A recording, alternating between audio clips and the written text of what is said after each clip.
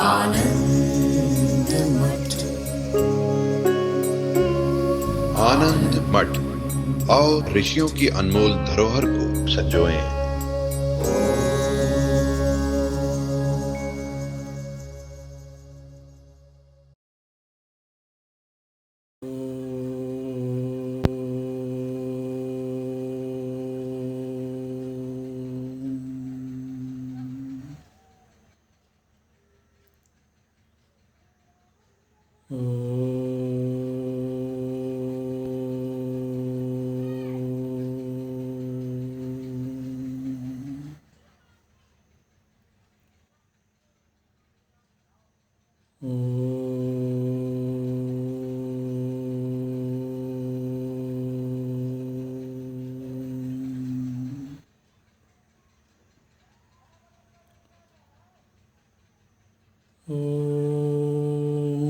भद्रं कर्णेभिः शृणुयाम देवाः, भद्रं पश्येमाक्षभिर्यजत्राः, स्थिरैरङ्गैस्तुष्टुवागुंसस्तनूभिः व्यशेम देवहितं यदायुः। स्वस्ति न इन्द्रो वृद्धस्रवाः, स्वस्ति नः पूषा विश्ववेदाः, स्वस्ति नस्तार्क्ष्यो अरिष्टनेमिः, स्वस्ति नो बृहस्पतिर्दधातु। ॐ शान्ति शान्ति शान्तिः।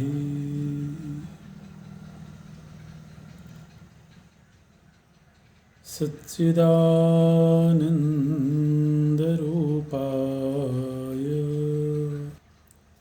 विश्वोत्पत्त्यादिहेतवे तापत्रयविनाशाय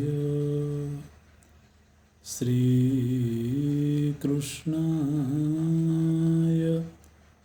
वयं नमः।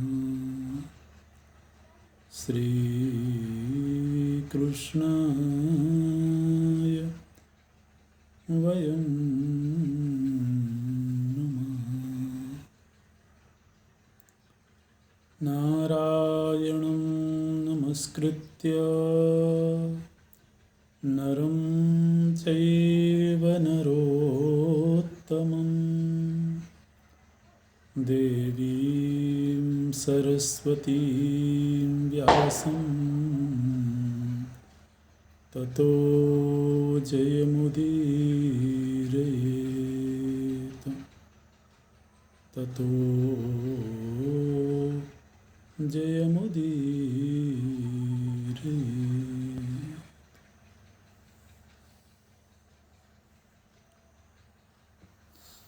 वर्णाश्रम धर्म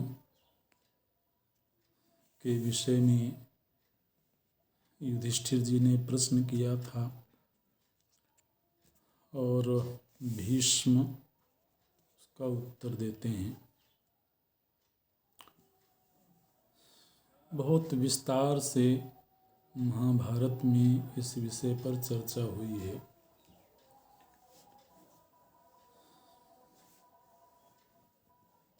एक प्रश्न जो सार्वजनीन है, प्रायः सभी मनुष्यों का प्रश्न होता है, वो प्रश्न युधिष्ठिर जी ने पूछा है। बोलते हैं कि क्लिश्यमानेषु भूतेषु तैस्तैर्भावैस्ततस्ततः दुर्गाण्यतितरेद्येन तन्मे ब्रूहि पितामह। बोलते हैं कि जगत में जितने भी जीव हैं वो नाना प्रकार के कष्टों से घिरे रहते हैं। तो इन कष्टों से, इन दुखों से छुटकारा पाने का उपाय क्या है, ये प्रश्न पूछा गया है।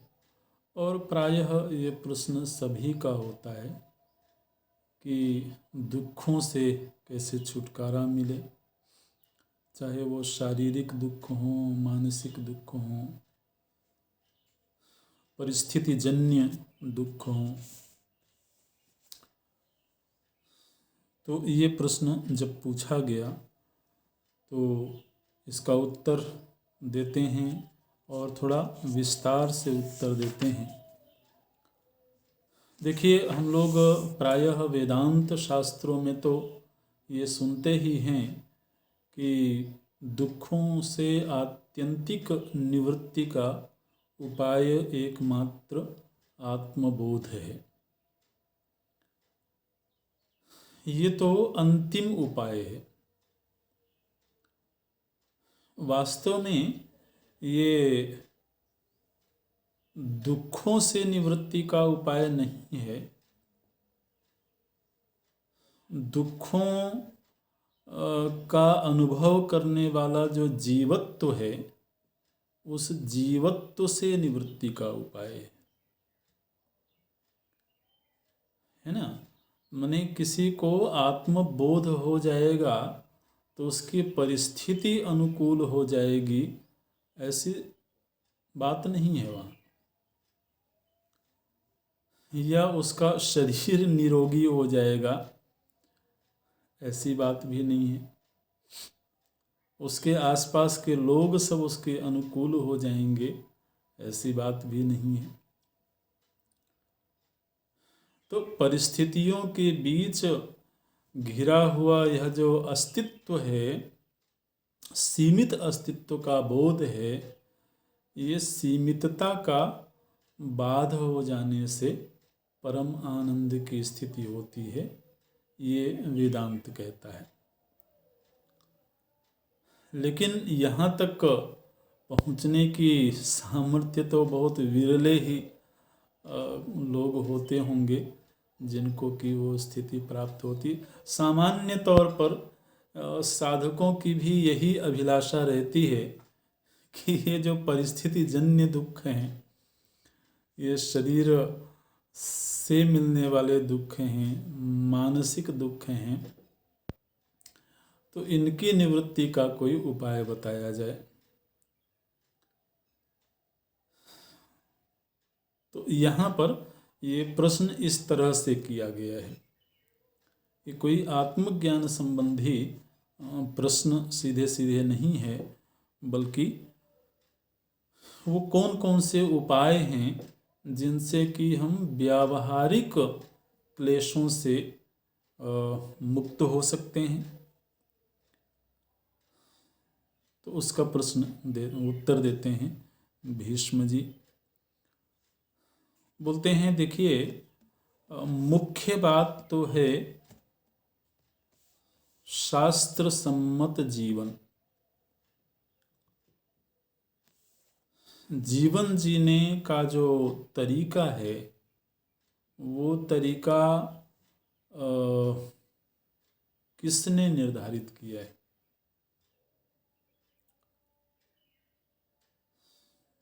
ये बात भगवान भी गीता जी में कहते हैं, इसी महाभारत में।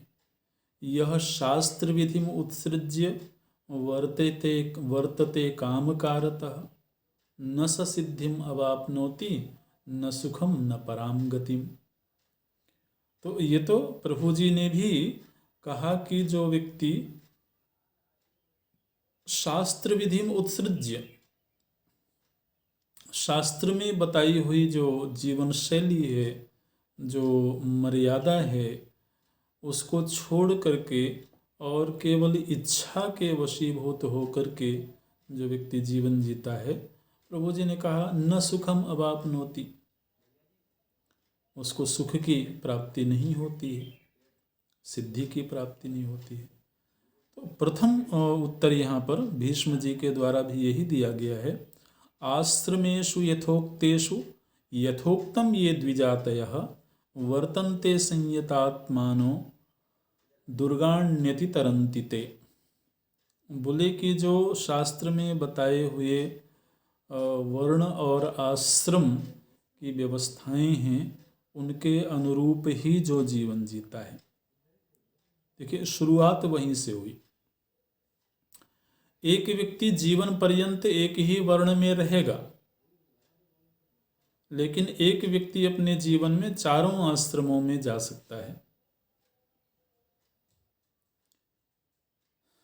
ठीक है, वर्ण का बदलना एक ही जीवन में उतना आसान नहीं होता है, बदलता भी है, लेकिन प्रायः तो जन्मना ही वो निर्धारित हो जाता है।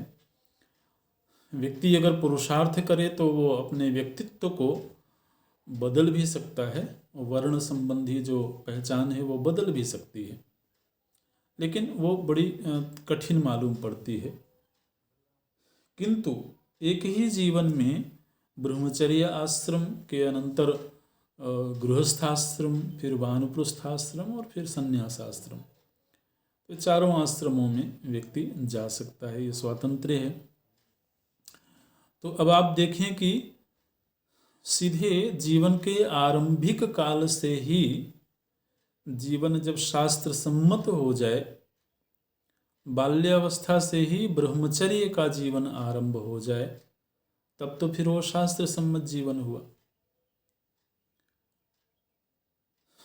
तो यदि पहली ही बात हमारे जीवन में कहीं छूटी हुई हो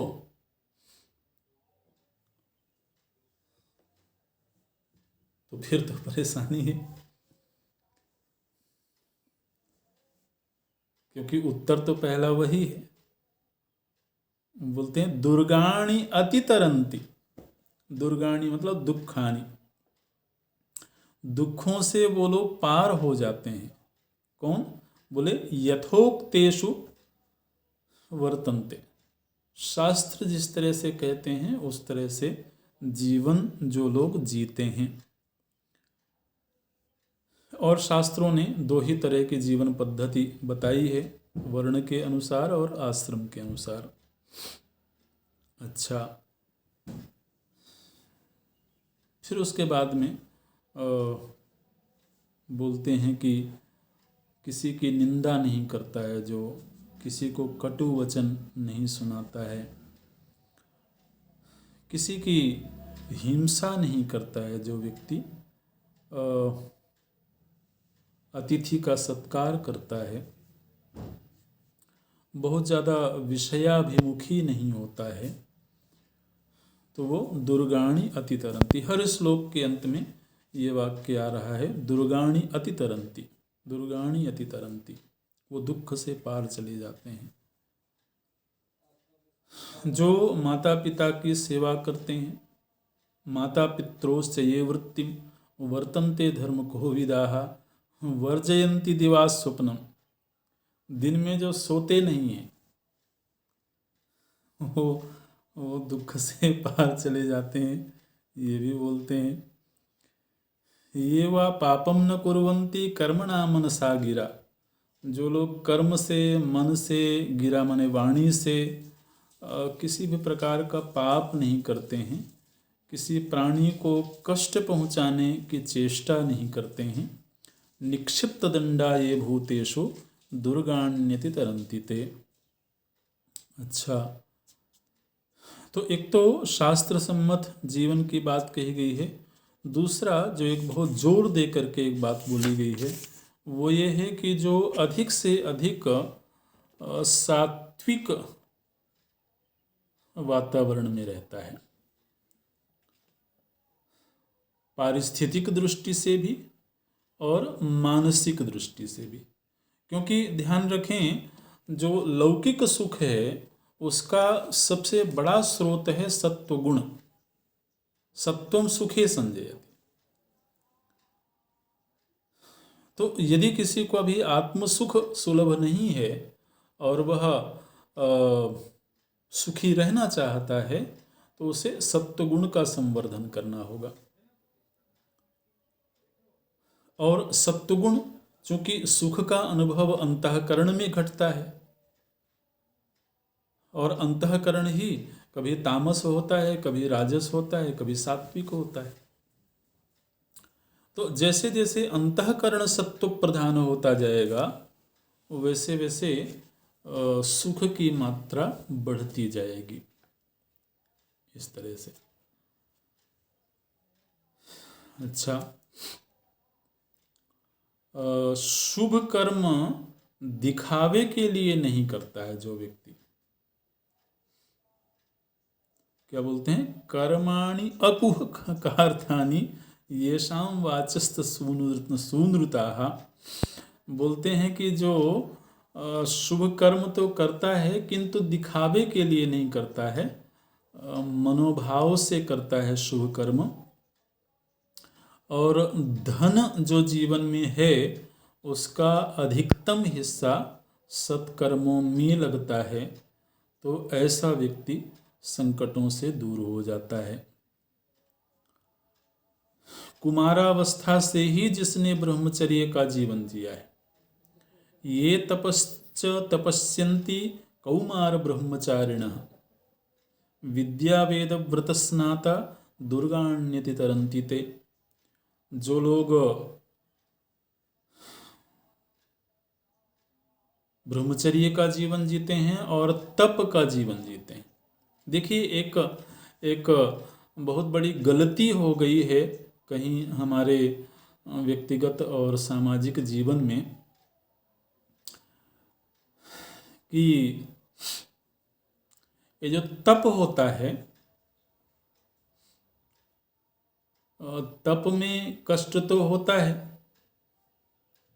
ना? कष्ट ना हो तो फिर वो तप ही क्या है? तो ये जो तप में कष्ट होता है, उस कष्ट को दूर करने के लिए व्यक्ति भोग्य वस्तुओं का संग्रह करता है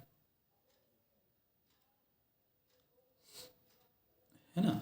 अपने अनुकूल परिस्थिति का निर्माण करता है।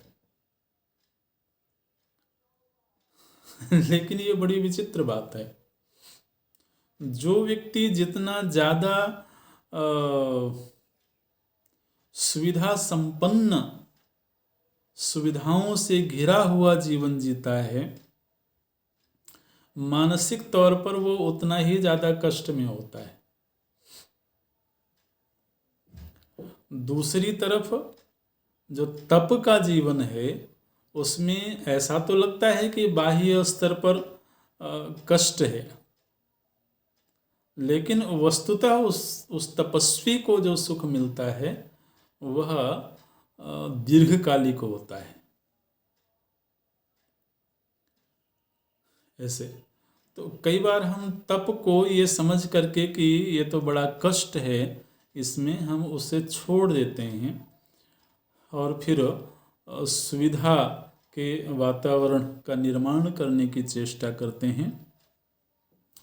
लेकिन शास्त्र से भी और अनुभव से भी यही समझ में आता है कि जिसके जीवन में जितनी ज़्यादा तपवृत्ति होती है अपेक्षाकृत, वह उतना ज़्यादा सुखी होता है।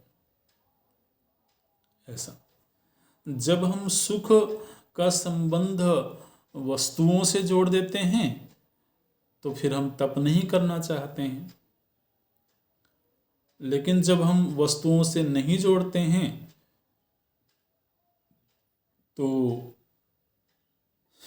फिर तितिक्षा का जीवन होता है। और जिसके जीवन में जितनी तितिक्षा होती है, मानसिक तौर पर वह उतना ही ज़्यादा सुख का अनुभव करता है। आप देखें, जो शारीरिक तप करने वाले महात्मा होते हैं, तपस्वी होते हैं, ऐसे ऐसे महात्माओं को भी देखा कि कड़ाके की सर्दी में घड़े के जल से स्नान करते हैं।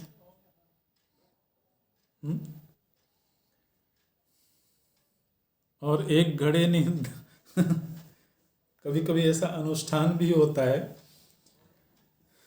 कितने 108 घड़े 108 घड़े के जल से, और जब बिल्कुल कड़ाके की सर्दी का जो पीक होता है उस समय पर स्नान करेंगे और वो स्वस्थ हैं, आनंद में हैं। पंचाग्नि तपस्या होती है, तो पंचाग्नि तपस्या कैसी होती है? जिस समय बहुत कड़ी धूप होती है तो उस समय बाहर बैठ करके धूप में, भरी दोपहरी में बाहर बैठ करके और अपने आसपास आग जला लेते हैं, अंगीठी जला लेते हैं।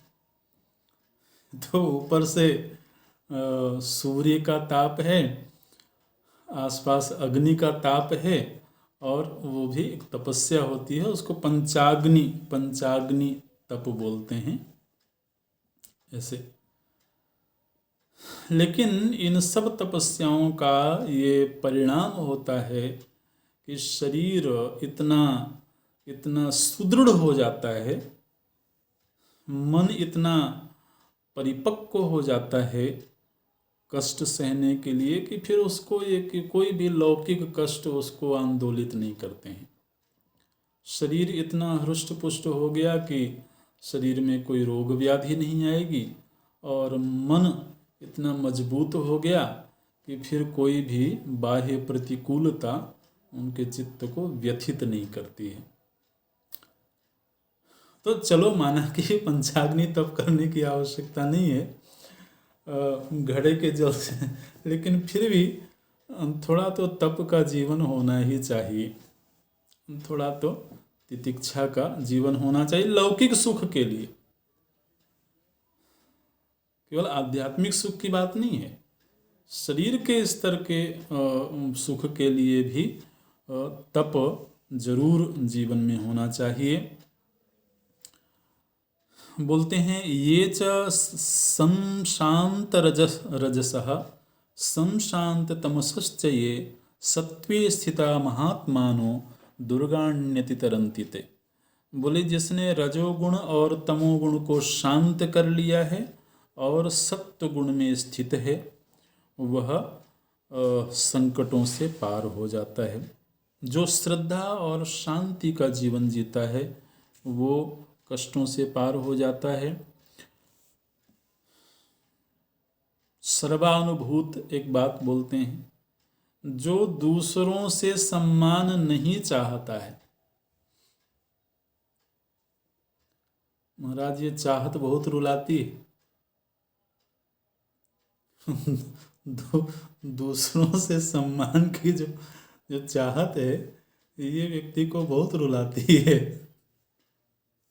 अब दूसरे की मर्जी है, वो सम्मान दे तो दे और ना दे तो ना दे, वो अपने अधीन तो है नहीं। अब कभी मूड होगा तो बहुत सिर पे चढ़ा लेंगे और कभी मूड नहीं होगा तो आप बैठे रहो।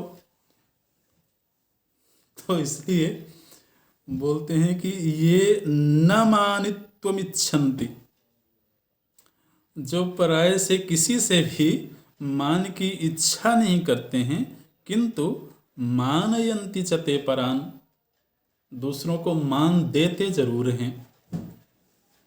देखिए ये सब ऋषियों के द्वारा अनुभव किए गए रहस्य हैं, है ना।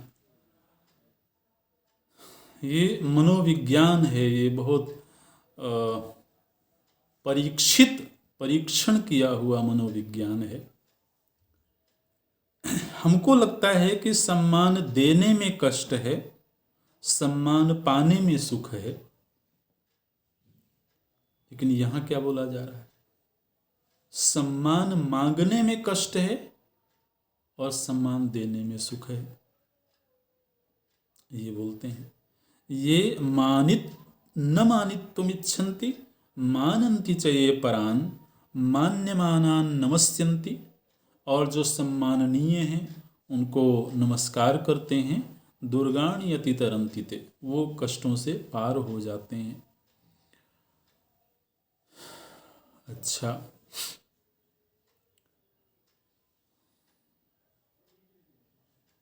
जो लोग जन्म से ही, देखिए यहाँ पर बहुत स्पष्टता के साथ ये बात कही गई है, जो लोग जन्म से ही मांस मदिरा का त्याग करते हैं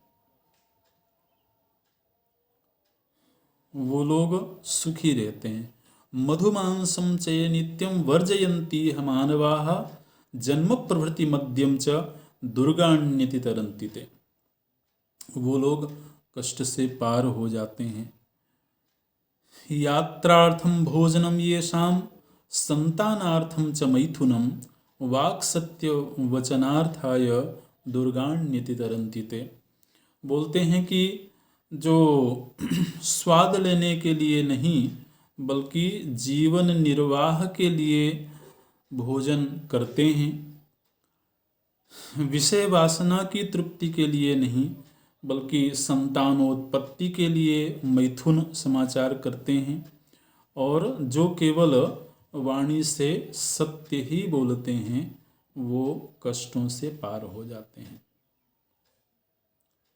अनेक ऐसी बातें हम यहाँ देख रहे हैं जो ऐसा लगता है कि ये सामान्य मान्यताओं के विपरीत हैं।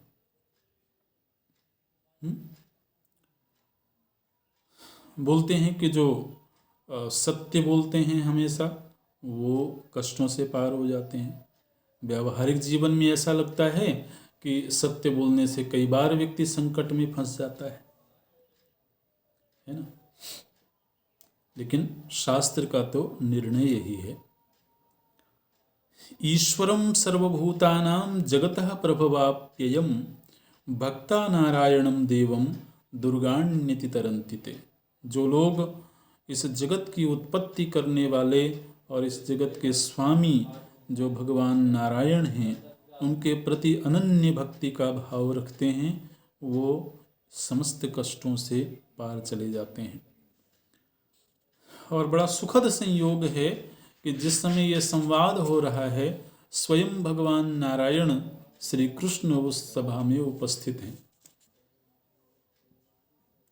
तो भीष्म जी बोलते हैं कि ये जो श्री कृष्ण हमारे पास में विराजमान हैं यही साक्षात नारायण हैं। इन्हीं में जो अखंड भक्ति का भाव रखता है वह दुखों से पार हो जाए। य एष पद्मरक्ताक्षः पीतवासा महाभुजः सुहृद भ्राता च मित्रम च संबंधी च तथाच्युत, भगवान ही हमारे सुहृत हैं, भ्राता हैं, मित्र हैं। ये भाव रखते हुए ही जो उनके प्रति शरणागत होता है वह दुखों से पार हो जाता है। इस तरह से अच्छा, तो अनेक ये उपाय यहाँ पर बताए गए कि किस तरह से व्यक्ति लौकिक दुखों से भी पार हो सकता है। इसमें जो दो विशेष रूप से महत्व की हैं, हर बात ही महत्वपूर्ण है। एक तो व्यक्ति धीरे धीरे करके ये समझे कि जीवन की शास्त्रीय व्यवस्था क्या है, शास्त्र सम्मत जीवन कैसा होता है, और दूसरे सत्वगुण की वृद्धि किस तरह की जीवन शैली से हो सकती है, तो वो जीवन शैली अपनाना। अच्छा, अब एक प्रश्न युधिष्ठिर जी के द्वारा पूछा गया है। बोलते हैं असौम्याः सौम्य रूपेण सौम्याश्चा सौम्य दर्शनाः ईदृशान् पुरुषांस्तात कथम विद्यामहे वयम्। बोलते हैं कि भगवान कुछ लोग ऐसे होते हैं जो भीतर से तो बहुत कठोर होते हैं लेकिन बाहर से कोमलता का व्यवहार करते हैं। और कुछ लोग ऐसे हैं जो बाहर से कदाचित कठोर दिखते हैं, लेकिन भीतर वो बहुत मधुर होते हैं, बहुत मृदु होते हैं। तो ऐसी स्थिति में व्यक्ति की ठीक ठीक पहचान कैसे की जाए, ये प्रश्न किया गया है। असौम्याः सौम्य रूपेण, सौम्याश्च असौम्य दर्शनाः।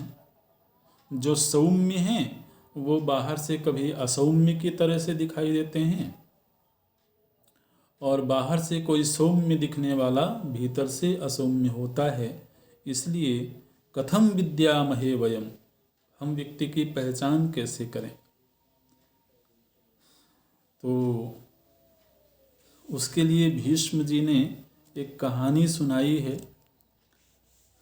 तो चलिए हम भी एक कहानी सुन लेते हैं, सियार और शेर की कहानी। महाभारत में तो बहुत कहानियां हैं इस तरह की, हमने छोड़ दिया है बहुत कहानियों को, लेकिन ये कहानी जरूर सुनते हैं हम लोग। तो भीष्म जी एक गीदड़ और एक सिंह की कहानी सुनाते हैं। बोले कि ऐसा हुआ कि एक पौरिक नाम के एक बड़े प्रसिद्ध राजा थे,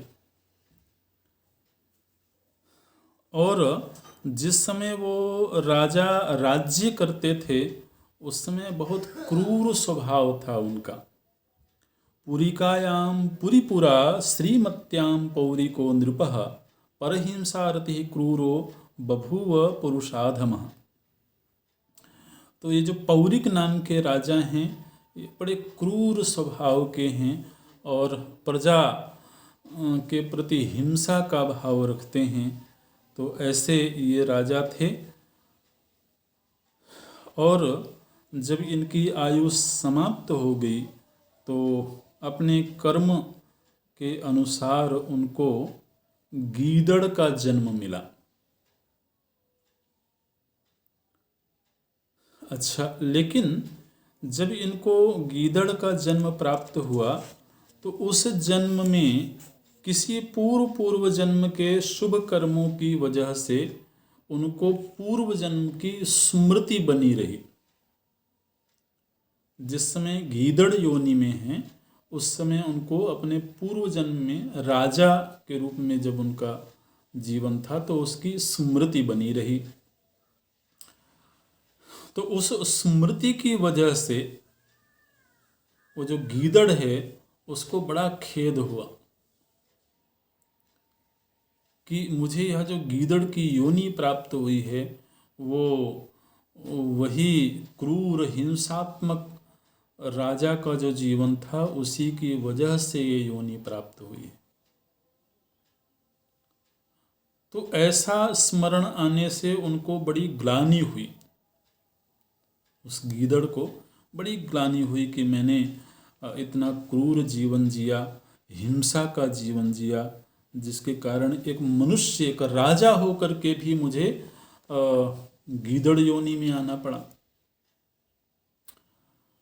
तो इस ग्लानि का परिणाम ये हुआ कि उस गीदड़ ने जीव हिंसा की वृत्ति छोड़ दी।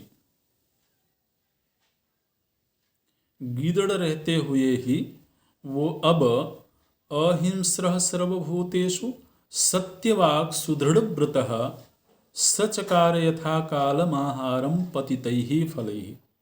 गीदड़ मांसाहारी भी होता है, लेकिन उसने संकल्प लिया कि मैं मांसाहार नहीं करूँगा, मैं व्रत का जीवन जीऊँगा, किसी भी प्राणी के प्रति हिंसा की वृत्ति नहीं रखूँगा और व्रत पूर्वक रहूँगा। केवल कभी कभी सूखे पत्ते, पेड़ों से गिरे हुए जो सूखे पत्ते हैं उन्हीं को चबा करके, उन्हीं को खा करके मैं जीवन यापन करूँगा। इस तरह से उस गीदड़ ने संकल्प कर लिया और स्मशान भूमि में जाकर के रहने लगा।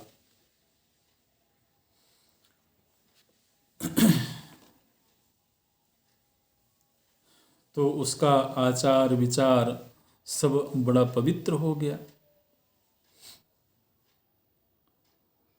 अब उसकी ये जो जीवन शैली थी ये उसके भाई बंधुओं को अच्छी नहीं लगी। भाई बंधु जो थे उसके वो बड़े नाराज हुए, बड़े रुष्ट हुए उसके ऊपर।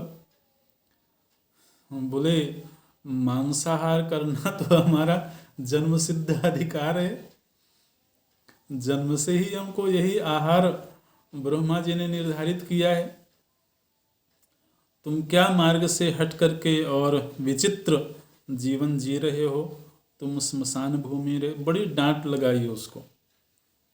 उसके जो भाई बंधु थे, उसके जो जाति के लोग थे, उन्होंने बड़ी डांट लगाई कि तुम ये क्या आचरण कर रहे हो, तुमको ऐसा आचरण शोभा नहीं देता है। तो उसने कहा कि मैं तो अब ऐसा ही जीवन जीऊँगा। तो उसके जो परिजन थे उन्होंने क्या किया, बोले अच्छा ऐसा करो कि तुमको किसी को मारना अच्छा नहीं लगता है तो कोई बात नहीं, हम तुमको भोजन ला करके दे दिया करेंगे। तुम अपनी ओर से किसी को नहीं मारना, हम तुमको ला करके दे दिया करेंगे, तो उससे तो तुम्हें कोई आपत्ति नहीं होना चाहिए। और तुम अपना अकेले में चुपचाप खा लेना, जो भी हम ला करके देंगे तो। अच्छा, और ये स्मशान भूमि में रहना छोड़ दो, तुम यहाँ रहना हमको शोभा नहीं देता है, अच्छा नहीं लगता है।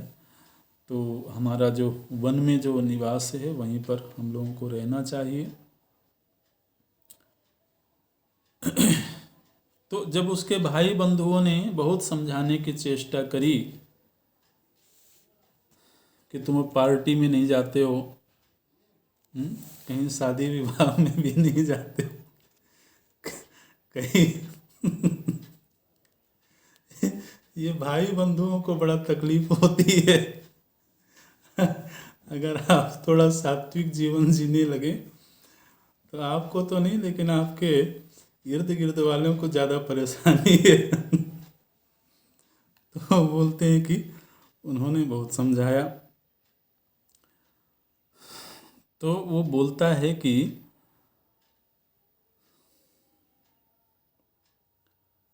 देखो, मेरा जो स्मशान भूमि में निवास है तो उससे कोई बहुत परेशानी की बात नहीं है। और सच ये है कि चाहे मैं वन में रहूं, चाहे गांव में रहूं, चाहे स्मशान भूमि में रहूं, बाह्य जो जीवन शैली है वो कोई बड़े महत्व की नहीं है। महत्व की बात यह है कि हमारा स्वभाव कैसा है, हमारा आंतरिक विचार कैसा है, वो महत्व की बात है। और तुम लोग स्वार्थवश मांस भक्षण में ही रचे बसे हो तो ठीक है, तुम रहो अपनी जगह में, तो आपको नहीं कहता कि आप ऐसा करो, लेकिन मैं जिस तरह से रहना चाहता हूँ मुझे रहने दो। अच्छा, खैर वो समझाने वाले भी बहुत दिनों तक नहीं समझाते हैं, तो उनको पता लग जाता है कि अभी हमारे काम का नहीं है, तो फिर वो अपने आप ही दूर हो जाते हैं। अच्छा, कुछ दिनों बाद उस वन का जो राजा था सिंह, उसको पता लगा कि एक बड़ा तपस्वी सियार हमारे देश में रह रहा है, और उस राजा को किसी श्रेष्ठ विवेकशील तपस्वी जानवर को मंत्री बनाने की इच्छा थी। तो एक दिन वो सिंह उस सियार के पास में गया और जाकर के उसने कहा कि मैंने सुना है कि तुम बहुत सात्विक जीवन जीते हो, तुम बहुत विचारशील व्यक्ति हो, तो इस आचरण को देख करके मुझे बड़ा अच्छा लगा है और मैं चाहता हूँ कि तुम मेरे मंत्री बनो, मेरे मुख्य सलाहकार बनो। विवेकवान मंत्री जिस राजा का होता है उस राजा की वृद्धि होती है। और तुम्हारे ज़रूरत के अनुसार जो भी तुम्हारी मांग होगी वो मैं पूरा करूँगा। सियार ने कहा कि राजन, आपने जो प्रस्ताव रखा है, आप जैसे श्रेष्ठ पुरुष के लिए ये प्रस्ताव बहुत उचित है, बहुत अच्छा प्रस्ताव है। मैं आपके इस प्रस्ताव का सम्मान करता हूँ, आपका सम्मान करता हूँ, किंतु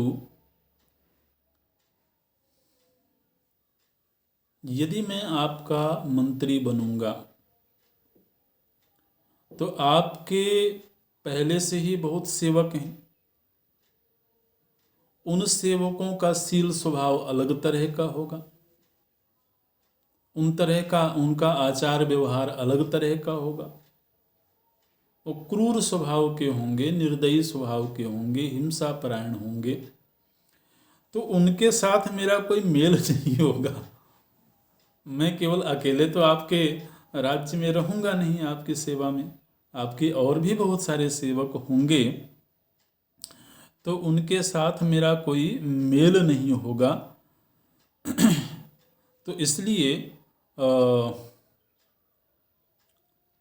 जब भी मेरा कोई आचरण उनको अनुकूल नहीं लगेगा तो वो लोग आपके कान भरने लगेंगे, मेरे विषय में वो भली बुरी बातें करने लगेंगे। तो ऐसी स्थिति में आपको क्रोध आ जाएगा और फिर आप मेरा अपमान करेंगे। तो इसलिए, और मुझे किसी चीज़ की आवश्यकता नहीं है, मैं संतुष्ट हूँ, वृक्ष से गिरे हुए सूखे पत्तों का आहार कर लेता हूँ, श्मशान भूमि में रहता हूँ, तो मेरी कोई ज़रूरत नहीं है। इसलिए भी मुझे राजभवन में रहने की कोई इच्छा नहीं है। किंतु यदि आपका बहुत ही आग्रह है और आप मुझसे मंत्रित्व की सेवा लेना चाहते हैं तो उसकी फिर कुछ शर्तें हैं। तो क्या शर्त है? तो उस गीदड़ ने कहा कि एक शर्त तो ये है कि जो मेरे परिजन हैं उन परिजनों का आपको सम्मान करना होगा। मैं जो भी आपके हित में बात कहूँगा उसे आपको सुनना होगा, और आपके हित की बात मैं प्रायः एकांत में ही आपसे कहूँगा। आपके अन्य मंत्रियों के साथ मैं नहीं बैठूंगा। आपके अन्य मंत्रियों के साथ बैठ करके मैं कोई विचार विमर्श नहीं करूंगा, कोई मंत्रणा नहीं करूंगा। दूसरे मंत्री यदि मेरे से ईर्ष्या करेंगे और आपके सामने जाकर के मेरी निंदा करेंगे तो आप उनके उन बातों पर विश्वास नहीं करेंगे। और यदि मैंने किसी की गलती आपको बता दी, आपके किसी सेवक, किसी मंत्री की गलती यदि मैंने आपको बता दिया, तो आप उसको मृत्युदंड नहीं देंगे। इस तरह से अनेक शर्तें रखी सियार ने और सिंह ने स्वीकार कर लिया और फिर वो मंत्री बन गया। अब जैसा आमतौर पर होता है, बोले जी हमारे यहाँ तो ऐसा ही चलता है, आप बड़े साधु बन के बैठोगे ऑफिस में तो कैसे चलेगा। ये बड़ी बड़ी मिसमैचिंग हो जाती है। कोई व्यक्ति बहुत सात्विक जीवन जीना चाहे और वह किसी सरकारी पद पर भी हो या किसी कार्य क्षेत्र में भी हो, तो दूसरों के साथ मेल जोल बड़ा कठिन हो जाता है। और ख़ासतौर से जब हवा ही विपरीत दिशा में चल रही हो, सभी लोग रिश्वतखोरी का ही जीवन जी रहे हों, तो वहाँ पर एक व्यक्ति का ईमानदारी पूर्ण जीवन जीना बड़ा कठिन मालूम पड़ता है। तो वही सीआर के साथ हुआ। सीआर जिस दिन से मंत्री बना उस दिन से जितने ये चापलूस थे इन सभी को पाबंद कर दिया। जितने भी चोरी करने वाले लोग थे उनको पाबंद कर दिया। बहुत सारे नियम लगा दिए, बहुत सारे तो ये जो पहले से जो सेवक थे इनको लगा कि ये नया नया जो मंत्री आया है ये तो हम लोगों को जीने नहीं देगा। तो सबसे पहले उन्होंने तो कोशिश की कि इसके साथ थोड़ी सी यारी दोस्ती करके इसको भी अपने ही जैसा धीरे धीरे करके ढाल लेते हैं। तो बहुत चेष्टा करी उन लोगों ने उस सीआर को अपने ही गैंग में शामिल करने की, लेकिन ऐसा वो कर नहीं पाए। अच्छा, राजा को वो कई मंत्रियों की गलती भी बताता, उनको कुछ दंड भी मिल जाता। कई लोगों के ऊपर प्रतिबंध लग गए, कई लोगों को दंड मिलने लगे। तो फिर उन लोगों का एक समुदाय बना कि अब किस तरह से इसको यहाँ से हटाया जाए, स्थानांतरित किया जाए। तो एक दिन उन लोगों ने साजिश करी, और साजिश ये करी कि सिंह का जो आहार होता था, मांस का, ताजे मांस का वो आहार करता है, तो उसका जो आहार होता है, एक दिन उन लोगों ने उसके आहार को चुरा करके उस सियार के निवास में रख दिए। जहाँ वो सियार रहता था वहाँ रख दिए। प्रातःकाल जब वो सिंह उठा और उसको तेज भूख लगी, उसने देखा तो उसका आहार कहीं था नहीं। उसको बहुत क्रोध आया और उसने अपने मंत्रियों से कहा कि किसने चोरी किया है, ये मेरा जो आहार था इसको चुराने वाला कौन है। तो सभी ने हाथ खड़े कर लिए कि पता नहीं किसने चुराया है। फिर किसी ने कहा कि वो जो आपका नया नया मंत्री है, मैंने उसको आपके भवन से छुप करके निकलते हुए देखा था, तो एक बार जरा उसके घर में भी पता करना चाहिए, हो ना हो शायद वही हो। तो उसने अपने लोगों को भेजा और वहाँ तो था ही पहले से। अच्छा, वो सियार भी जान गया था इस बात को, लेकिन जानने के बाद भी उसने कोई प्रतिवाद नहीं किया था। तो वो उसका आहार लाया गया और फिर सिंह ने उस मंत्री को बुलाया। उसके आने से पहले इन लोगों ने बहुत कान भरे उसके कि ये जो आपका नया नया मंत्री है यह केवल ढोंग कर रहा है, ये जो बड़ा तपस्वी बना हुआ है, बड़ा सात्विक आहार करने वाला बना हुआ है, ये केवल ढोंग कर रहा है, पीठ पीछे ये आपका अहित करता है। और ये बाहर से शाकाहार करने वाला दिखाई देता है, लेकिन छिप छिप करके ये तरह तरह के आहार करता है। इस तरह से बहुत उस राजा के कान भरे उन लोगों ने, और क्रोध तो पहले से ही था और क्रोध बढ़ गया। और फिर उसने आदेश दे दिया कि इसको मृत्युदंड दे दिया जाए, ऐसा उस सिंह ने आदेश दे दिया। जिस समय मृत्युदंड का आदेश दे रहा था उस समय उस सिंह की माता वहाँ पर थी। उसने कहा कि बेटा, तुम ये जो क्रोध में आकर के आदेश दे रहे हो, एक बार जरा इस पर विचार कर लो। मुझे नहीं लगता है कि उस सियार ने कोई गलती करी होगी, और एक तो वो मांसाहारी है नहीं, वो शाकाहारी है। तो शाकाहारी होकर के वो आपके आहार को, मांस को चुरा के क्यों ले जाएगा? इसका तो कोई औचित्य नहीं दिखाई देता है। अच्छा, ले भी गया था तो अब तक खा चुका होता। अगर उसको छिप कर के ही खाना था तो वो खा चुका होता। तो उसकी माता ने बहुत समझाई और फिर उससे कहा कि तुम एक बार और इस पर विचार करो। अच्छा, इस बीच में वो जो दुष्टों की गैंग बनी हुई थी, उन दुष्टों की गैंग में से एक चापलूस निकल आया। अब ये तो होता ही है, एक चुगलखोर निकल ही आएगा कहीं ना कहीं से। तो वो निकल आया और उसने राजा को जा कर के वो सारे साजिश का पर्दाफाश कर दिया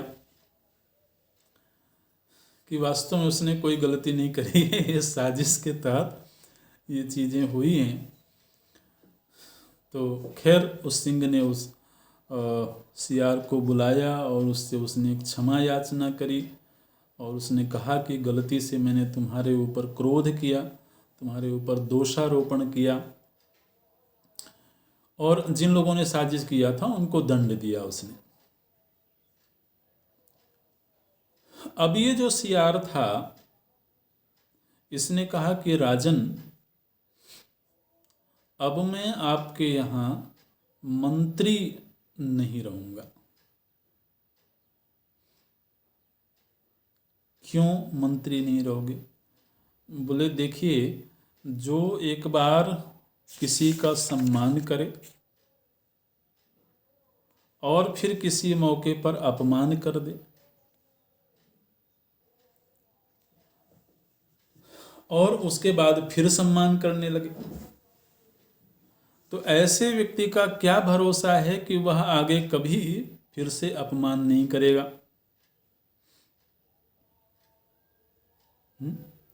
जब एक बार किसी ने अपने विश्वास को छोड़ दिया, जबकि हम लोगों के बीच ये शर्त तय हुई थी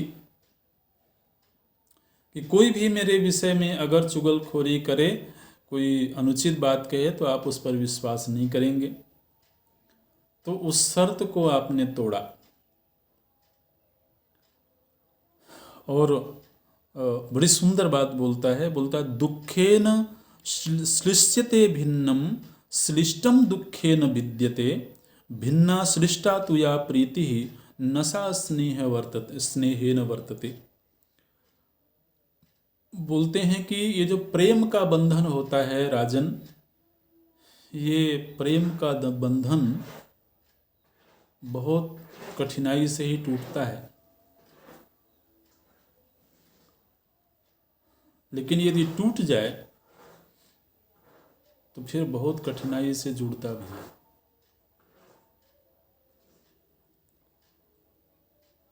और जो प्रेम का बंधन टूटता भी है, जुड़ता भी है, असल में उसमें कोई स्नेह नहीं रह जाता है।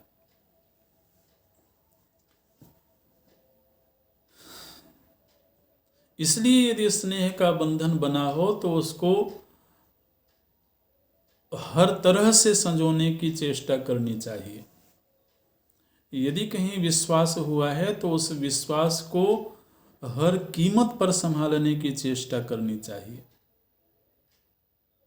एक बार यदि वो खंडित हुआ तो फिर माने एक रास्ता खुल गया ना।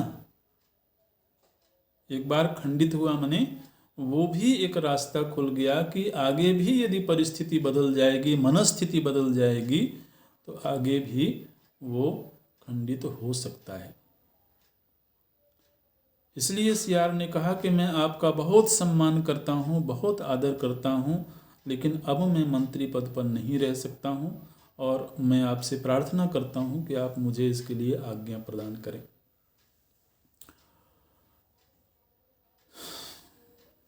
तो सिंह ने कहा कि ठीक है, तुम जाओ।